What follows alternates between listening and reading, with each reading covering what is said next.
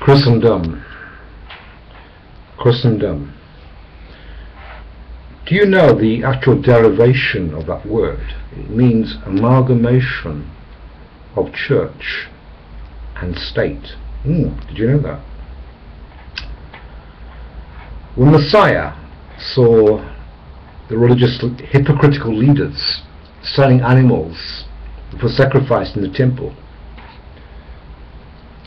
even doves for the poor people who couldn't afford a sheep, etc., he looked at them and slowly made a whip out of hands, obviously praying to his Father to get the right composure of mind, how to deal with the situation. And he drove them out. He said, "Stop making my Father's house a house of merchandise." Brave man.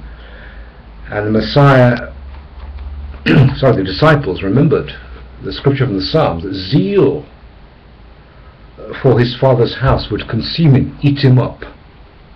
How would Messiah feel now, looking down on the nearly 40,000 sects of Christendom and their churches? How would he feel when they ask for tithes or contributions to feed their little pastor who supposedly gives them truth? Messiah said, "You receive free, give free." The word church is a corruption of the Greek word ekklesia, which means called out ones. In the first century they met where? Where do they meet? Under Roman authority, where do they meet? In private homes.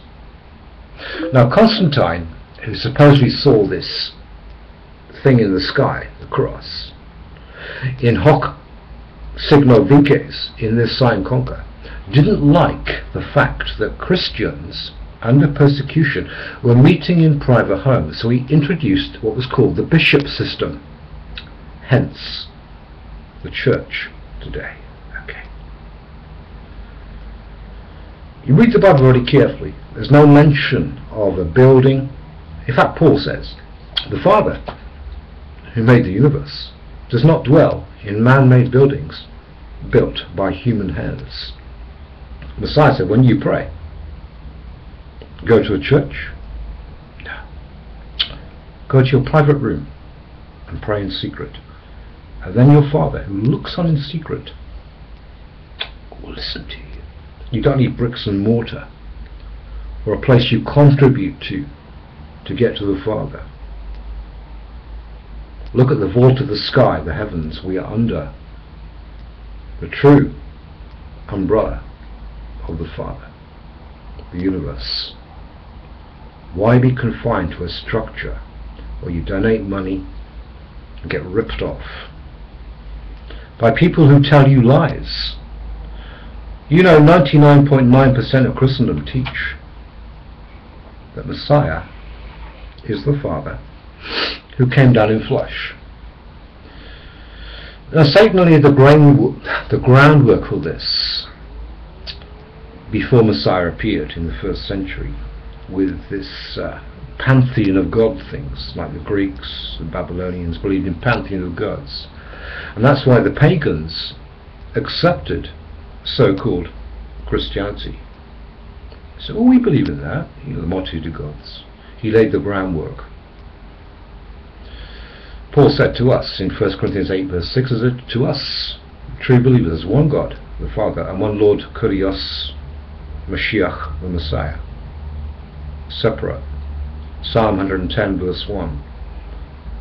The Father Adonai said to my Lord, Adoni, a human Lord, sit at my right hand. To say Messiah is God, which your church has proclaimed, is blasphemy, pure blasphemy. And you give money to these people.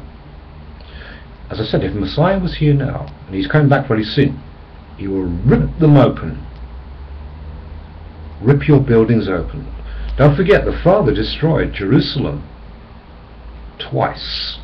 by the Babylonians and in 70 AD by the Romans because of their idolatry. Don't think you're sitting pretty because you go to some building that gives you this cheesy Jesus crap. This is everlasting life, John 17 verse 3. Knowing you, the Messiah said this in prayer before he died. Knowing you, Father, the only true God, and me, Mashiach, who you sent forth. Unless you recognize Messiah is man now glorified, you're not even on the chessboard.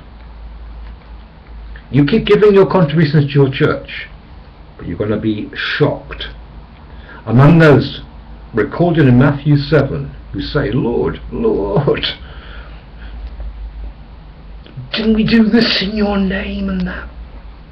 And he will say to you, never knew you. Get away from me.